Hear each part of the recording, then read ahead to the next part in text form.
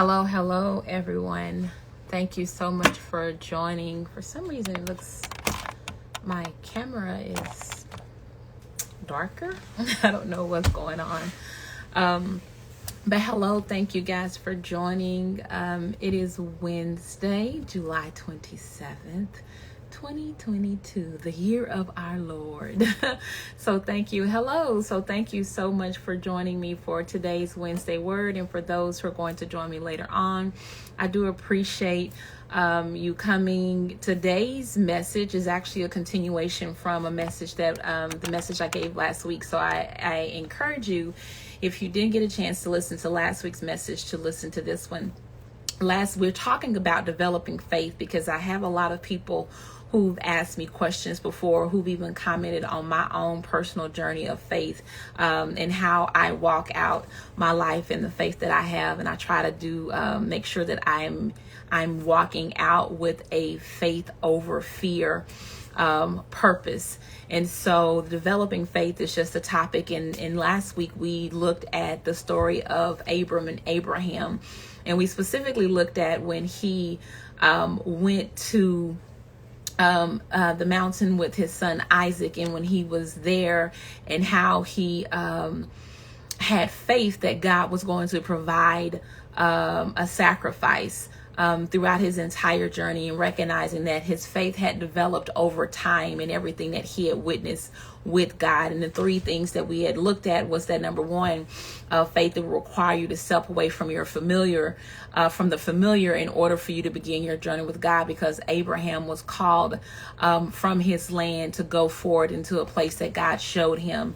And that developing faith is a journey, and that you have to recognize and learn to cultivate being in that journey and not rushing through it. Because, so many times when we're in the midst of something, we want to rush and go through the other side. But there are so many lessons to be taught, so many lessons to be learned through our journey, so that we can actually even go back and teach others. But that a developed faith results in you having a mature faith, and that it is shown in trusting God. And so that's what we saw when Abraham was on the mountain. And so keeping that same journey, we're going to look at developing faith part 2, and it's the intersection of pain and suffering and purpose, and how does that intersect with faith.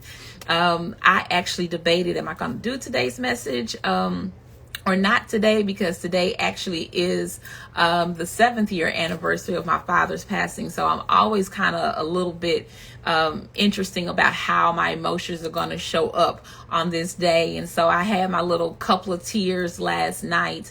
And I've listened and looked at pictures and voicemail messages, listened to his voicemail messages earlier. And so I think that this is a very interesting message that I'm delivering on this particular day, when it is in the midst of my own pain and lens of pain. And I recognize how much I've grown since my father has passed, and how much my purpose, even before then, I saw glimpses of my purpose, but this definitely has matured since then. My purpose, as well as my faith, has matured, and I trust God more, which again was probably because of so much that happened to me around the time that he passed away.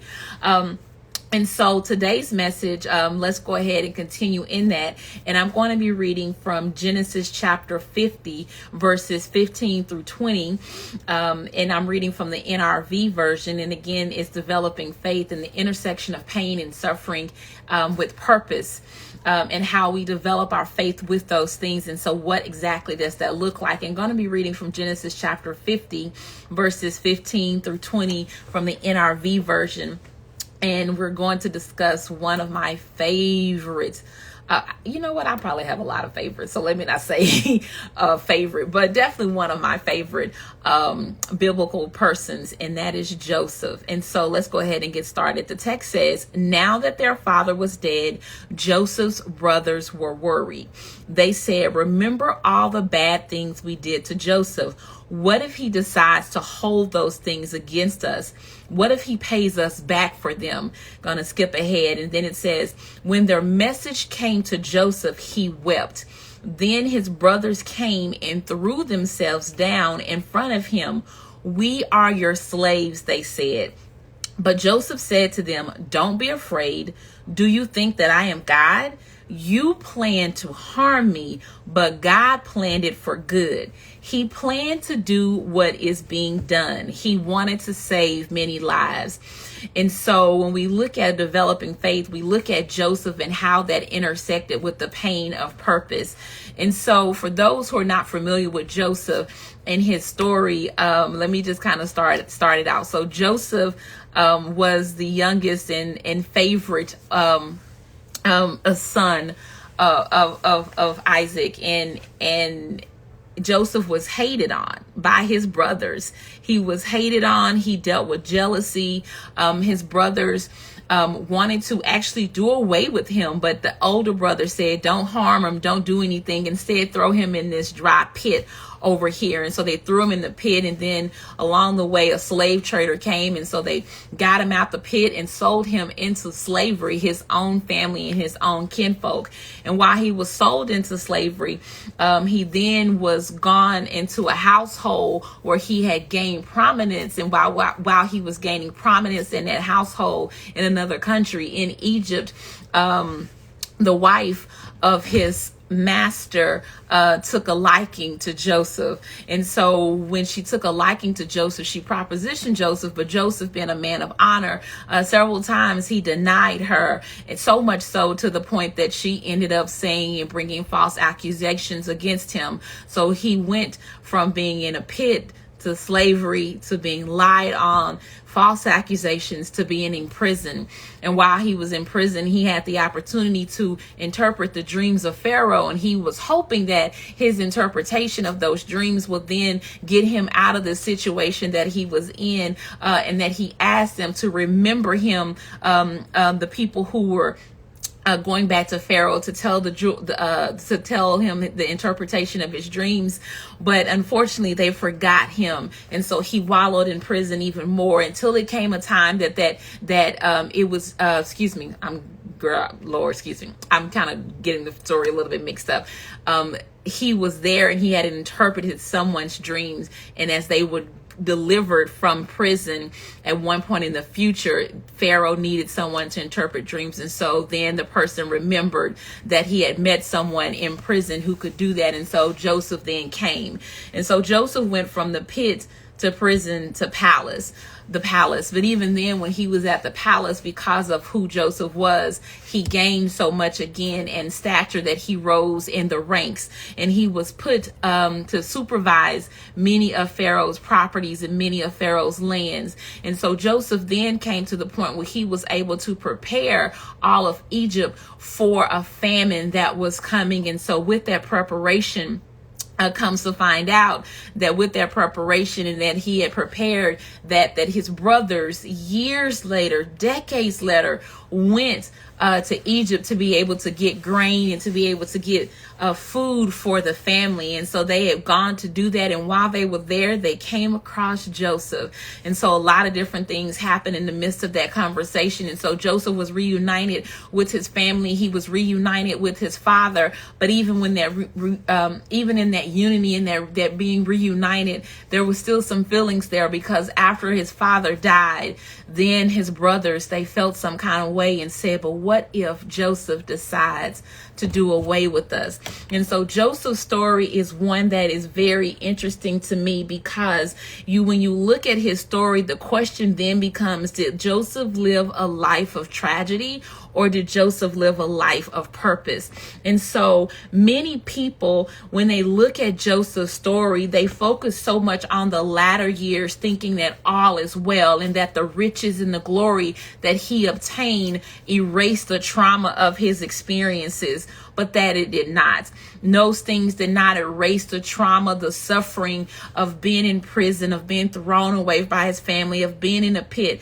But what did erase and ease the trauma of his suffering was the purpose that Joseph saw in his life when you looked at that in his words and what you look at in Genesis 50. And so when we recognize that the part of Joseph's journey and the reward for Joseph's journey was actually the development of his faith. And so only a person who has walked with God and a person who's developed their faith could actually see God's hand on their life as Joseph did, because Joseph's brothers saw one thing looking at his life, but Joseph evidently saw something else. He saw plan and purpose. So when his brothers came to him and they threw themselves down and said, "We are your slaves," Joseph was able to speak from a place of a developed faith in saying, "Do you think that I am God? You plan to harm me, but God planned it for good." He planned to do what is being done. He wanted to save many lives. So somewhere along the way, we recognize that Joseph's faith developed to the point that he was able to look beyond his tragedy, his trauma, his suffering, to see God's purpose and his plan. And from that, he was able to make peace with the betrayal that he had faced from his own family. And so I want to read a quote that Joyce Meyer wrote in a devotional that I was reading from her years ago. And it says, "Do you know that God tests our faithfulness? He assigns us to do something for a period of time that we often don't want to do, something that is not fun or exciting, something that may require us to submit to someone else's authority for a while. And he will speak to our hearts, just be faithful." And so faithfulness is not just about showing up day after day. It is showing up day after day with a good attitude and an excellent spirit, knowing that God will reward that kind of faithfulness. And when we look at Luke 16:12, it tells us that we are forever faithful over what belongs to someone else, that God will then give us our own. If we are tested in the area of faithfulness, if you are tested in the area of faithfulness, be unwavering in your resolve to be faithful and dependable. You will be glad you did. And so I love this quote and in the context of it, because yes, Luke 16 tells us when the master went away and he left things for his servants, what did the servants do with those things? So Luke 16:12 gives us the lens of faithfulness. And so when we look at Joseph's life, Joseph was faithful when he was sold into slavery, and when he was under his master's care, he still looked out for his master's things. When he was in prison, Joseph was faithful that he still encouraged his fellow prisoners. He still spoke about who God is and who God was. When Joseph went to the palace and when he was with Pharaoh, Joseph was still faithful over what he had been given. So Joseph's life was the story not only of trauma, not only of suffering, not only of tragedy. It was a story of how he was faithful, of how that faith was developed. So there was an intersection of those things. And so I want to talk about, again, just, give you a couple of different things when you're looking at this. God's plan will supersede any hand that the enemy throws at you. No matter what trauma you are facing, no matter what tragedy you face. And if you don't believe me, look at Job. And so we know the story of Job, that the devil wanted to break Job. And to be honest, in many ways, Job was broken. And his faith, however, was sustained. It wasn't unshaken, because there were moments that the book of Job shows us how Job's faith was shaken, but at the same time, it was still sustained. And so as it was sustained by God, God then gave Job even back more than. And so Joseph in the text plainly shows us that his brother's hands didn't stand a chance against God's all-seeing hand. It didn't stand a chance against what God had purposed and aligned for Joseph's life. And then also understand that pain and suffering and trauma and tragedy can set you up for the position and path that God has for you, that you are meant to follow. Pain and suffering is never in a silo. It is hard to be able to face some of the most traumatizing things that we've experienced in life. The loss of a loved one, the loss of a parent, the loss of a child, rape, devastation, war. Those are some of the most tragic experiences that we can ever experience in life. But when we look at Joseph's story, again, he was betrayed by his family. He was beaten. He was thrown away. He was sold into slavery. He was lied on. He faced jealousy. He faced so many things that if you look and focus on one area of his life, all you will see is tragedy and trauma. But however, instead, God had a purpose for everything that Joseph went through. All of those things were setting Joseph up for a position, and they were setting Joseph up for the plan of purpose that God had. Because the eye of God is all seeing and all knowing. God knew that from that pit that he would take Joseph on a journey, that where he would put them in a place of the palace.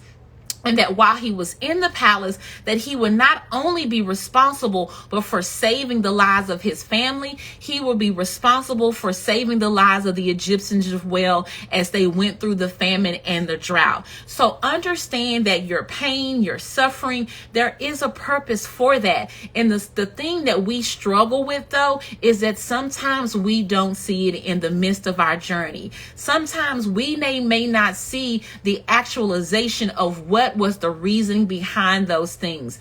But I want to just encourage you to be able to step out on a faith limb and trust God. Ask God to reveal what is the purpose of your pain, what is the purpose of your suffering, and then hopefully that will be revealed to you on your journey. But more importantly, hopefully you will be able to look back in your journey and see it from the lens of purpose and faith that God has planned. I can think of no better, well, that's not true. I could think of several stories in the Bible, but this particular story of Joseph is just one to really be looked at, because so many people look at Joseph's story and like, wow, he went through all of that, and then he got all this riches and glory, and they think that that is the purpose, and that's it, and that's the deliverance, and they miss the point of the development of his faith. That actually was the reward of being in the pit and being in the prison. It wasn't the palace. It was the development of his faith. It was the realization of the purpose, and it was the closeness that he got with the closeness of relationship that he received from being with God. That was what the purpose of his whole entire journey was, to be able to look at how God's hand was putting him in position to be able to do these things to save many lives. So when we look at the text, when we look at Joseph's brothers, they thought that Joseph was going to be angry, upset, and do harm to him. But Joseph said, what you plan to do for harm, God intended for good. It was greater than they could have ever imagined. And so I just want to encourage you that if you have experienced pain, suffering, trauma, tragedy, if you're going through any of those things right now, take heart. There is purpose in those things. Ask God for the revelation of that. There is a strange intersection, and I have seen it in my life. I have seen me be developed by the pain that I have experienced, the suffering I've experienced. All of those things have developed a faith in me. And so again, I think it's so ironic that I am bringing this message on the 7th anniversary of my father's passing, because I have done so much growth even from that. I was able to see so much purpose in myself and how he was my covering, and then I'm getting emotional, but how he was my earthly covering, and then that journey ended, and how God desired for me to continue this journey with him. And so please take heart and understand there actually is an intersection of purpose and pain, and all of those things will be to develop your faith. Thank you so much for joining me this Wednesday. I hope you're having a great week, and I wish you well for the remainder of this week until we see each other again next week. Thank you. Bye-bye.